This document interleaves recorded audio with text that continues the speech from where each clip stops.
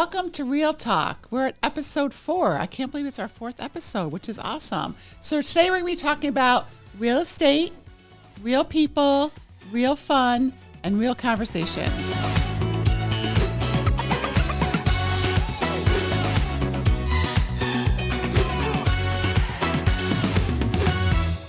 So welcome, Laura. So Laura is our transaction coordinator here at KPG, and we're going to be talking all about that.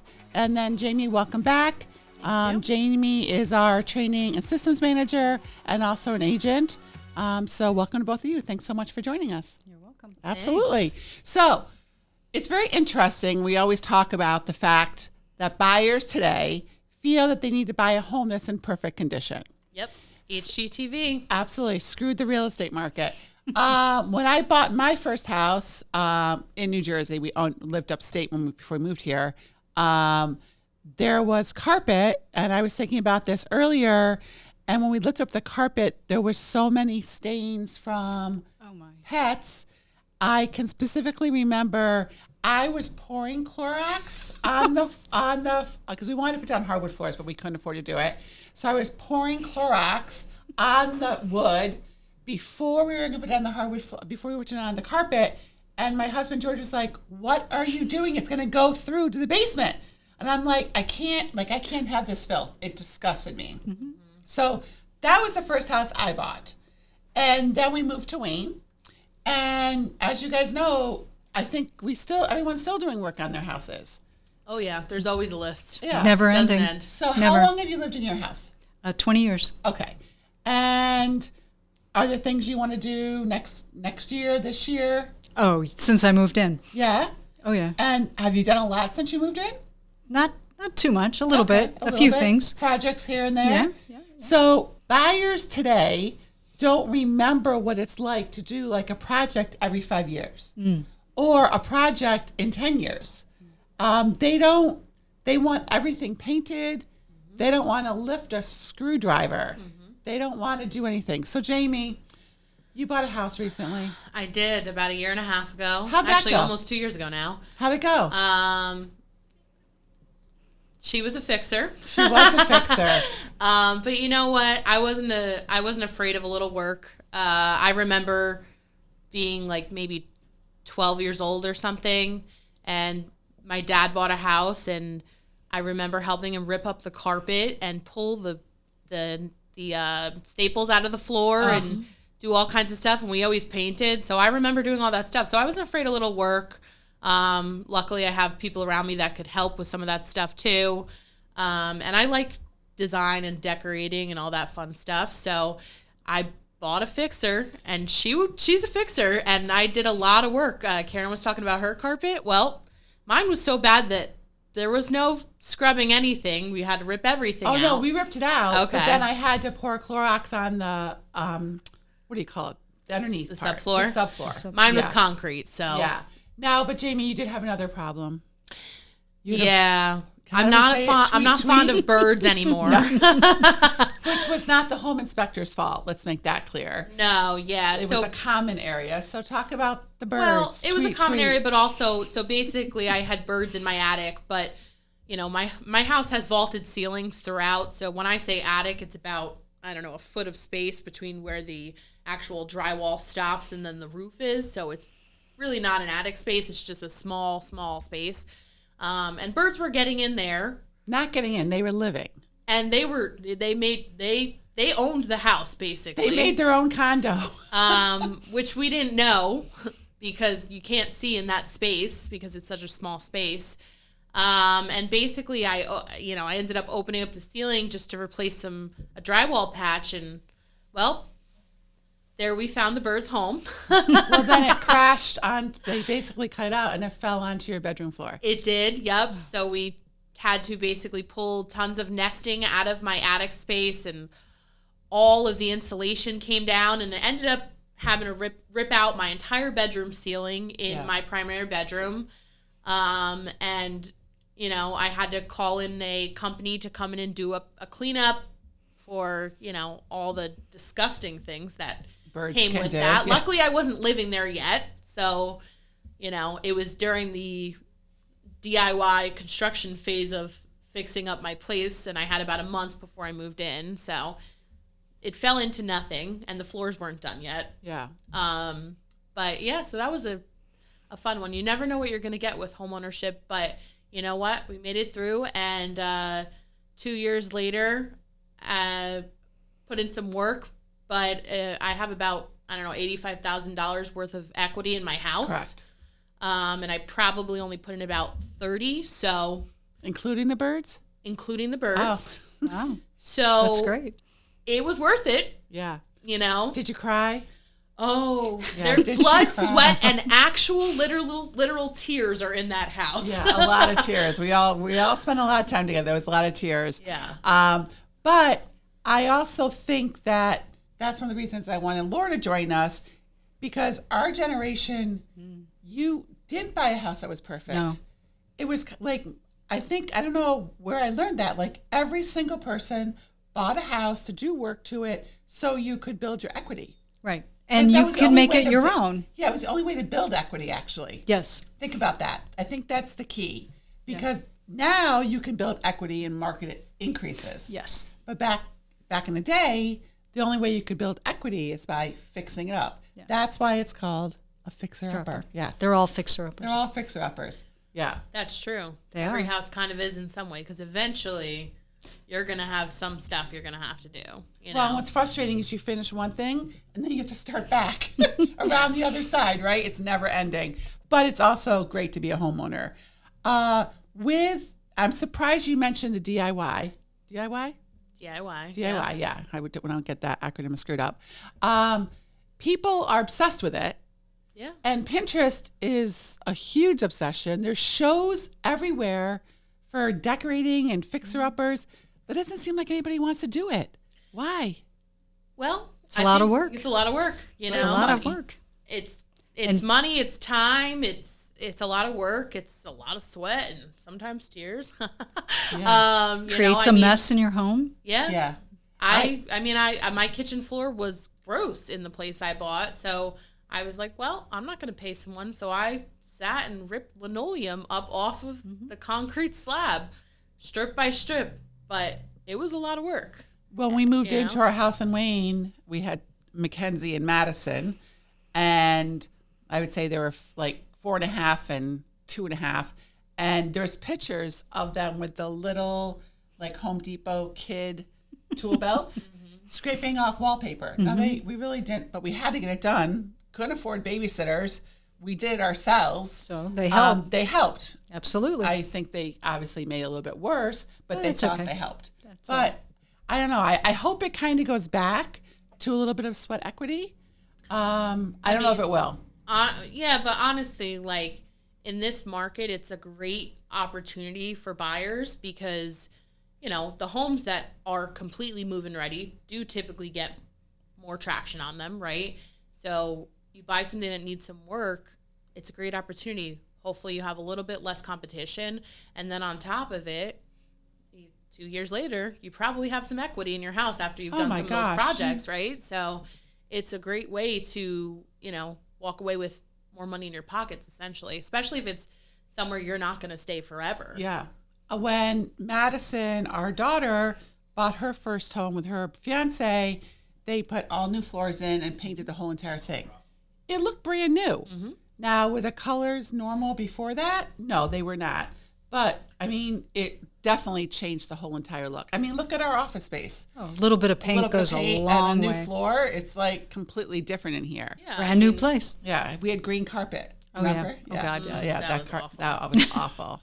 Yeah, So, I mean, I couldn't afford to redo my kitchen, but put in some new appliances and we painted the cabinets and new tile floor. And it looks great. And it looks completely different than when I bought it. and you made it fun too. Well, yeah, you know, I like color, so Yeah. my cabinets are green. Yeah. But like a nice green. I also think that I've heard agents talking about the flip homes and how everything looks the same. Everything's white cabinets, gray cabinets. There's no character. No, none. You know, and how Very sterile looking. correct. And I think that investors need to be careful because people have moved away from the grays. So maybe you do some gray, neutrals are always going to be popular, but there's nothing wrong with the beautiful wood kitchen too. Wood is back. Wood is back. Yeah. My favorite. I love wood cabinets. Me too, Laura. I love them. Well, and they're built better too. Yeah. Oh, yeah. Now, wood cabinets are not as cheap as white cabinets because they're real wood or some sort of, real material. That's why I kept mine. They were wood. So Yeah. I was like, I'm not going to get rid of these. They're still in good condition. They just needed a refresh. Well, a lot of people too are taking, maybe they don't like the color of the really good cabinets and painting them and, making them a color that you like. Yep. I do love the different color, like a unique color for Center Island or a beautiful vanity color. You're seeing a lot of blues come back, and blues were out for so long. Yep. And greens. Green is in. Green is in. I have 4 beautiful green pillows up in my attic that I bought at Home Goods years ago. And George is like, you don't have any green in your house. In our house, I'm like, I know, but I love these pillows. So I actually have 4 green spectacular pillows because you never know. I was going to break say, them out, Karen? I know. I got to redo a room. Maybe when Spencer moves out, they'll go in the green room. So Laura, I mentioned earlier you're our transaction coordinator for KPG. yes. So how's that? It's great. It's an awesome job. Are you just saying that? No, I really love it. Yeah, and you're very, very good at what you do. She's Thank you. really organized. Really person. organized, yeah. The big joke is we're not sure who runs KPG, if it's Jamie or Laura. I don't know. I think it still says KPG, but sometimes I wonder. That's what it says on the door. That's what it says on the door, exactly. Exactly. So your job, tell everybody what you do. So when I explain it simply, I push a lot of paper. But I make sure the agents get paid correctly.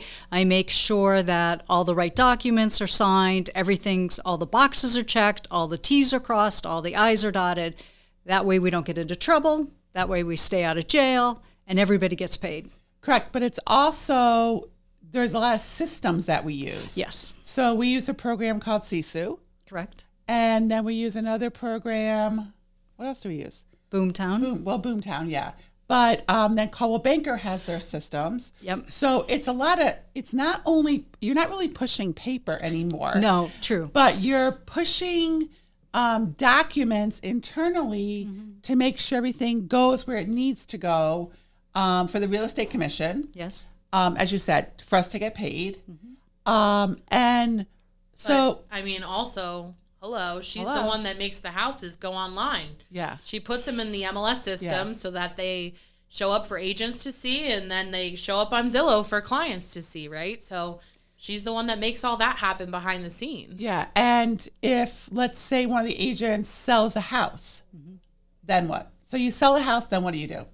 So then they typically send me the signed contract and I put it into attorney review for them. So I send it to all parties that are involved in the transaction. That way everybody can stay copied as it flows from attorney review to under contract, when they do all the inspections, and finally to closing. So every time a property goes active, you put it on the market. So Yes. we give you the information. Correct. You have to yell at me sometimes. You give me the information, then you put it on the market. Then we go to the attorney review.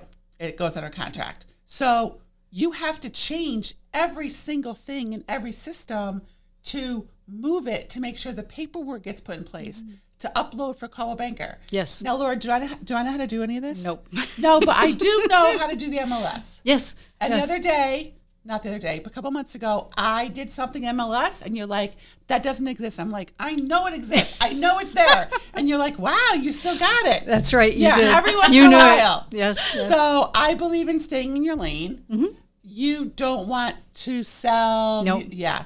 I cannot do what you do. And I cannot do what you do. Yeah. So I think that's so important. The agents absolutely love you. So what is I don't think I asked you this. What's your favorite part about your job? Besides vacation? Yes, we know that. Wow. I love the detail. I love the organization. I love the process. I'm a project manager by nature, and I get to project manage everything all the time, all day long. And I'm happiest there. Yeah, I don't like the details. Just give me someone to talk to. And Karen's like, here, this is what I want. Make it happen. Make it happen. Yeah. So be it. Yeah. I'll sell and you guys just do all that. Yeah. But I think that's so important. And the other day, somebody was asking Richie a question. I can't remember what it was. And he's like, yeah, I have no idea how to do that. I don't do that.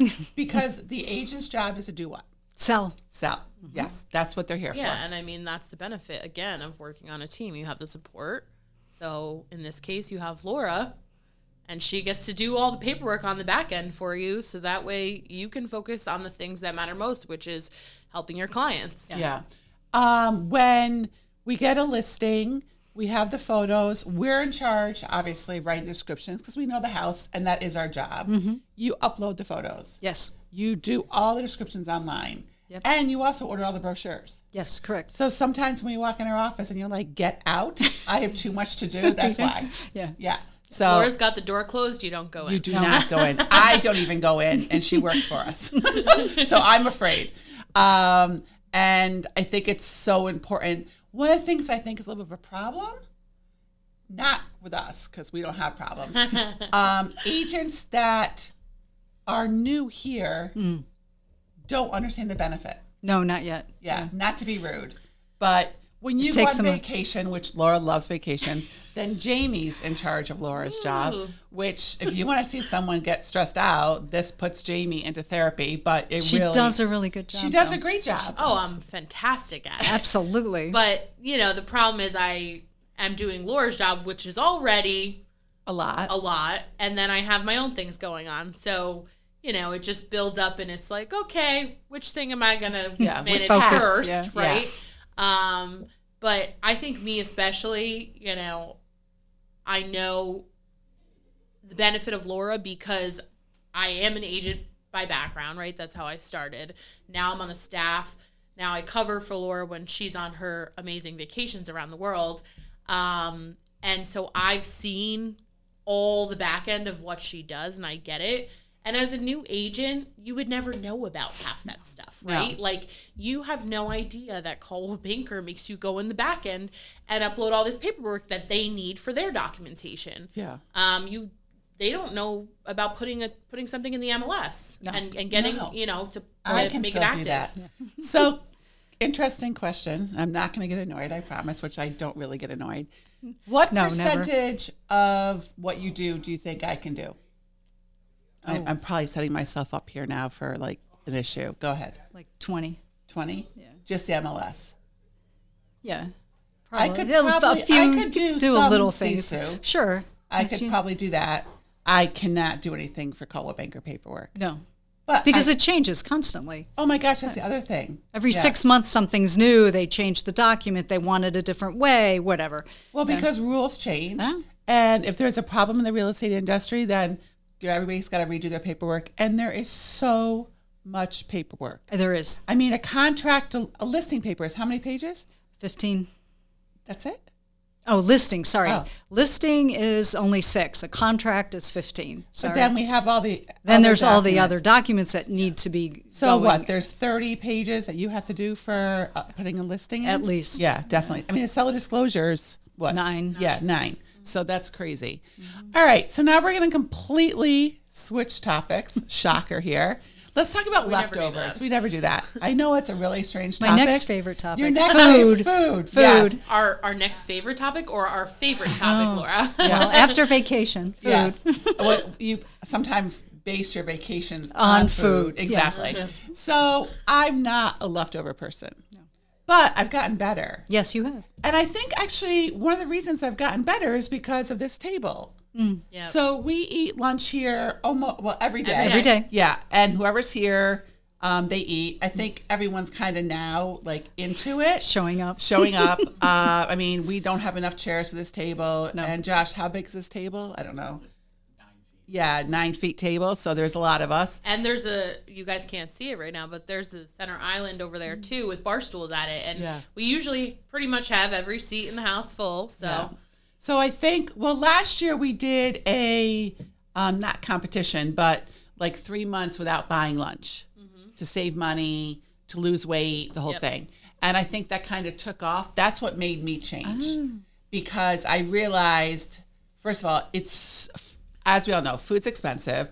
And if you get a salad with grilled chicken or shrimp or whatever, it's expensive. It's ridiculous. It's ridiculous. And it's so easy to order. That's one of the problems. Convenience. Convenience. There's a lot of good options around here. So Oh, there many good is. options. I've been dying for that patty melt with avocado. I know. So good. All right.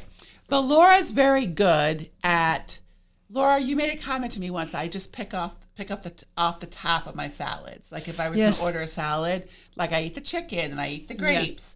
And I may eat a little bit of the lettuce, but I'm more like the grazer on the top. You are like, I'm going to eat half the salad. Yep. And because I want the yummy stuff, and the lettuce part is good, but I don't mix it up. You mix it up, and then you save the next. Only half. Save the next for the next day. Or the day after. Yeah, right. You love leftovers. Oh, yeah. Why? Because I don't have to cook again. Same. Yeah. I feel the same way. My Spencer hates leftovers. Like, it's a problem. He has to start cooking. I guess that's why, yeah. He's been trying not to spend as much money, so he's been bringing lunch to work. And yesterday he brought leftover pasta. And then last week he bought leftover stir fry, and everybody thought he made it. And he's like, no, I'm the loser. My mom, she's the leftover. I put in the refrigerator. So really, is it about cooking though? No, I actually like other people's leftovers better. Oh my gosh. So we have, this week. A couple weeks ago we had soup from Sue. Oh, Sue's our leftover person. She's fantastic cook. Well, I love Sue's cooking. Not to throw Rick, her husband, on the bus, but he doesn't eat a lot of different things. Yeah. So she'll make stuff and bring it in because she can't finish it. So we have soup from Sue. This week we had soup from Sue. Yeah, say that 10 times. This week we had pulled chicken from Sue. Which was awesome. So I'm really quite pissed because tomorrow I was planning on having a pulled pork chicken sandwich, and it's all gone. Yeah. I know, because you ate it today. Oh, Sophia too. Oh, Sophia too, yeah. So why do you like leftovers? For me, it's the cooking. Is it? Okay. I feel like I spend a lot of time cooking as it is. So I typically on 2 nights ago, I sat and I cooked dinner for that night, but then I also cooked meal prep for the week. So that way my lunches were basically done and I don't have to worry about it for the rest of the week. So I think for me, that's what it is. But if I have a meal that I can bring leftovers in for too, great. I think you have to be organized on your leftovers too, which sounds stupid. Absolutely. Yeah. One of my girlfriends does grilled chicken every week. She makes so many pieces of grilled chicken so that way they can have it for salads, that type of thing. So. But I like variety, so that only works for me too. A little while for me, and then I start to get tired of it. Well, I have to change it up. You're a grazer, meaning you have very small meals throughout the day. Yeah, I eat all day long. Yeah. I'm a hobbit. She always has a little plastic container open with apples or something. Nuts. Nuts, eggs, everything. Yep. But where was I going with this? At lunch, you don't mind combining food. No, not at all. See, that's my mother. I cannot, you'll have a little bit of everything. Yeah, I don't like a buffet for lunch. I like, I don't know. For me, it depends on what it is. She doesn't care. Things no, I don't care. Do not go together. Yeah. I can't, the combination, I'm like, ugh. But if it's not a bad combination, I don't mind, a couple different things as long as I feel like they work together in some way. Now, do you have to eat certain things in the morning? Are you a meal combination person? So I'm not saying breakfast for dinner, but I love breakfast for dinner too. But my mother-in-law used to, she would eat all the kids' leftovers, which I'm sorry, I still think to this day is disgusting. So if I made them grilled cheese and the crust was left, she would eat it. She'd be like, "You're not going to eat that?" I'm like, "No, they touched it with all their slimy hands." Yeah, I know. I mean, they're my kids, but they spit on it. No. She'd be like, "This is the best part," and she used to say it so excited and so cute. I'm like, "Go ahead, Mom, eat the disgusting, No, I don't. Leftover. Yeah, I can't do that. And I also too, so let's say I'm cooking in the morning for dinner. Okay. So you're cooking chicken in the morning, right? You have to chop it. Would you have a piece of that chicken in the morning? No. Yeah, I don't. Because I don't cook in the morning. the morning either. Okay, I do. Yeah. All right. But I believe in eating certain things at certain times. Like, I would never have a carrot. Like, if I'm making soup in the morning in the crock pot and you're cutting up the carrots, I would never pop a carrot in my mouth. Now, if I'm doing it at night, I'll eat like three little whole carrots. For me, again, it really depends on what it is. Okay. If I happen to stumble across some pizza in the morning, I'll probably eat it. Okay. George loves cold pizza. You know, but some things are, like, I would never have, like, fish in the morning or something Oh, like God, that. that's Like, disgusting. Oh, yeah. No way. Now, does Jimmy like leftovers? Yeah, he'll do Okay. leftovers. All right. We have leftovers a lot. Oh, my gosh. Well, as I said, we're going to talk about some really weird stuff on Real Talk. We hope you enjoy it. We'd love to hear back from you whether or not you like a fixer-upper and if you'll eat leftovers. We'll see you soon on Real Talk. Take care.